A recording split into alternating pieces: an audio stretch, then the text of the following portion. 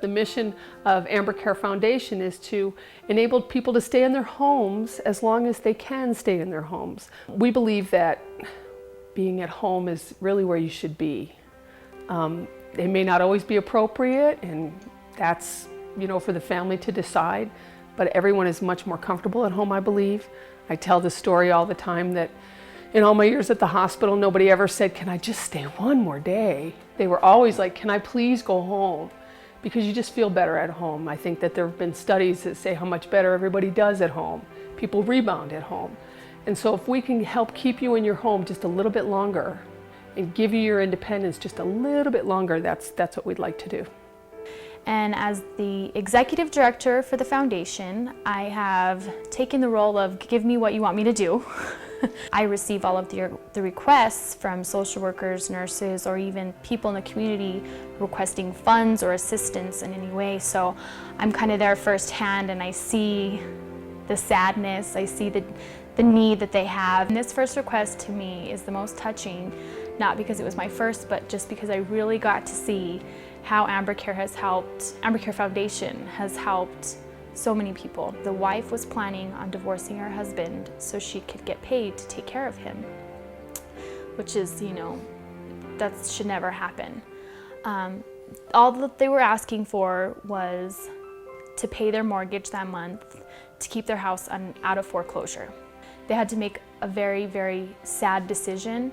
So after they divorced, which was very, very hard on the husband. He had a very hard time with it because he didn't want to be divorced from his wife. That was his wife. So with the help of our great, wonderful volunteer staff, they decided to surprise this couple. And they got together and they did a recommitment ceremony, and they had cake, and they had taken pictures, and they had brought them flowers, and it was beautiful. And I'm so glad that Ambercare Foundation was a part of making their life easier.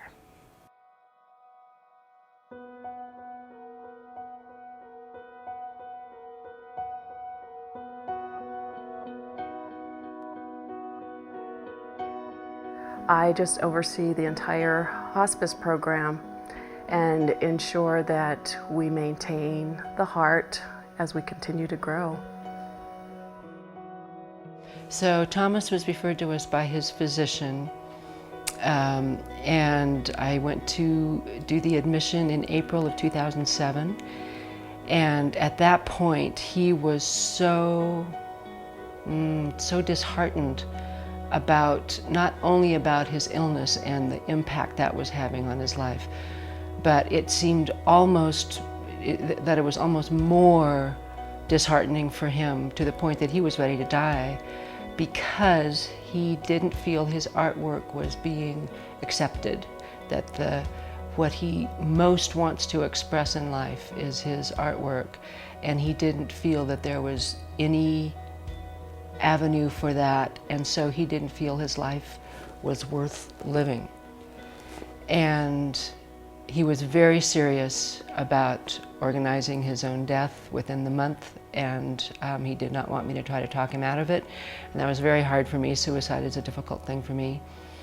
But I tried to just honor where he was, and I remember the second visit, I said something about, I was struggling, my mind was racing. How am I going to talk to him? I wanted to stretch him some kind of rope of reassurance, something that would help him to feel there might be some reason to keep living. And I was thinking, can I find something that would be a light for him? And I just found myself saying, well, what about kindness? Can you let kindness into your life?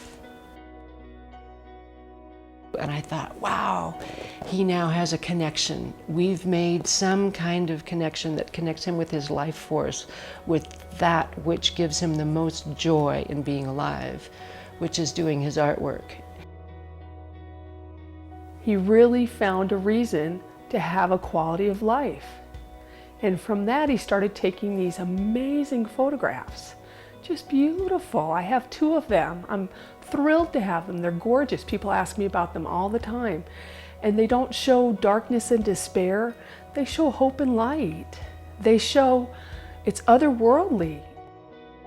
And I think that feeling better and knowing that he had love in his life and that there were people that honestly cared about him, really brought all of that out in him. And I think that when you get a nurse or an aide or a doctor or a whole team that have that kind of love to show to people and give, that's very healing. So now Thomas Hanloser is an award-winning photographer. He's an artist, and he's still on hospice. He's still ill.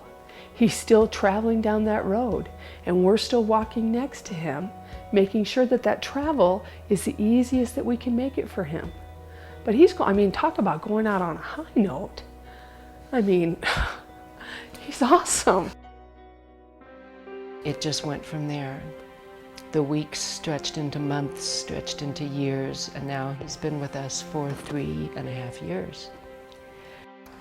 I was not and did not perceive or conceive of any way that I would serve anyone when I was looking at Oregon. Somehow the opportunity that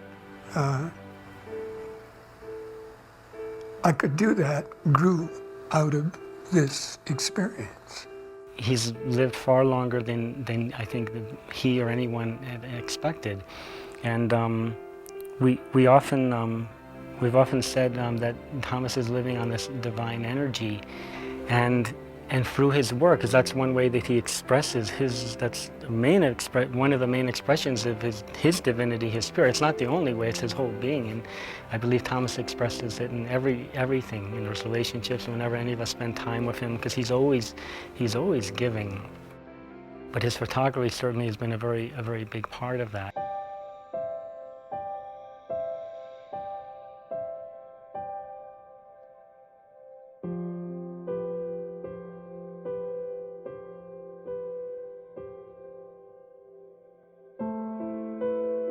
It's been amazing to me the last so many years to be able to do this, to be able to come out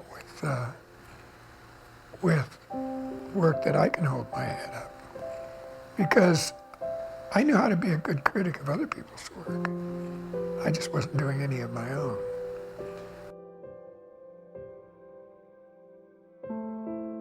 So what do I think? It would be oblivion if I had nothing worthwhile to leave behind. If I had done nothing, I haven't raised a family, and I wouldn't put the onus on a family to carry my torch anyway.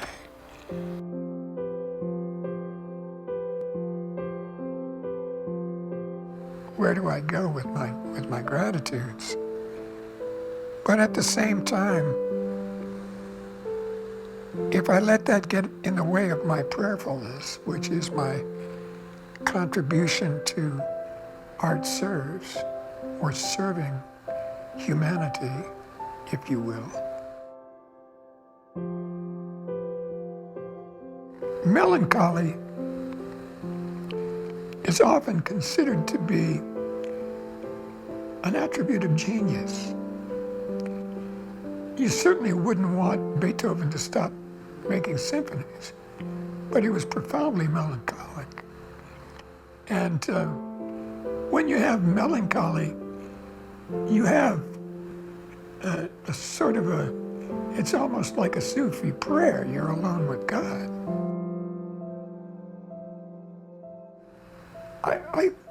I believe that prayer is a threshold. And you're sort of begging God to give you more attention because nobody else will. It becomes romantic in the sense that you express it through poetry, but it becomes enfeebled because there's no one you can reach over and touch.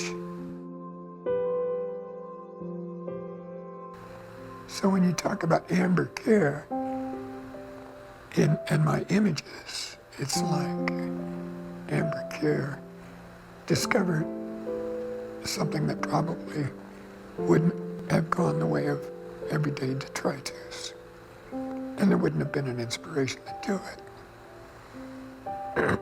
So The reciprocity is in the event horizon, where all the activities that have taken place have also encouraged Ambercare to participate, because Ambercare was there with the mail when the posse rode in.